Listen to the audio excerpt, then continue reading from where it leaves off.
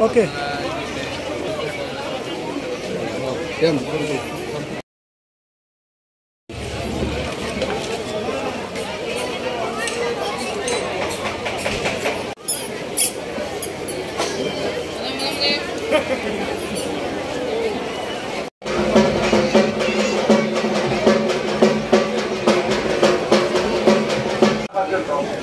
আমরা চাই আমাদের ভিতর কোনো মেধাবী সমাজ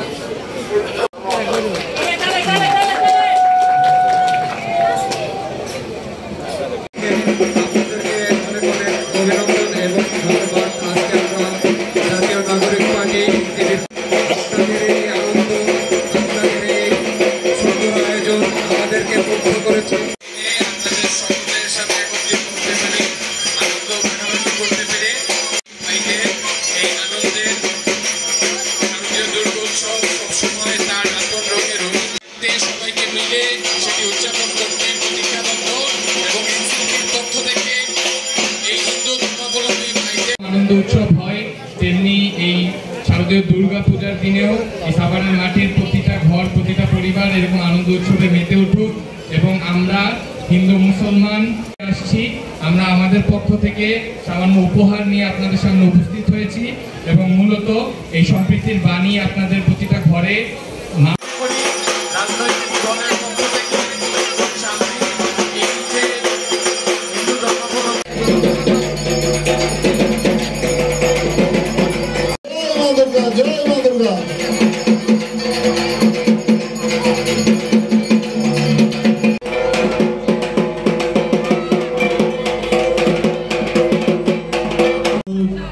নায়ক ছিলেন আমাদের সেই ছোট ছোট ছেলেরা, আমার ভাতিজা, বিশেষ করে কেন্দ্রীয় কমিটির নেতা এসেছেন আমাদের মাঝে।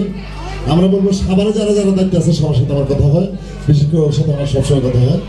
এবং গতবার পূজায় ওরা যে ভূমিকা রেখেছে অন্য দলও করছে, কিন্তু গত বছর তারা যেভাবে কাজ করেছে এনসিপি, অসংখ্য ধন্যবাদ জানাই আমাদের এই মন্দির।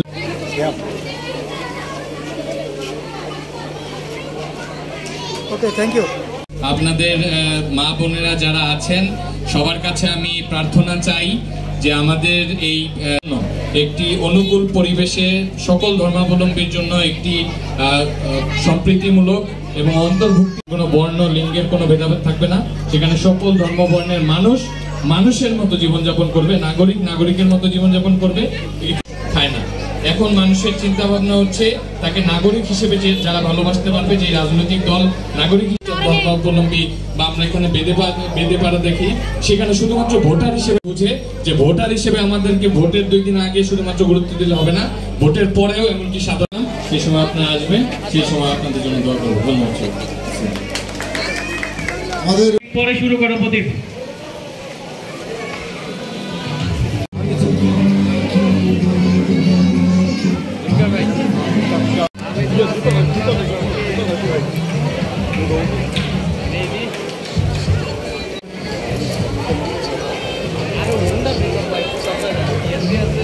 Okay, thank you.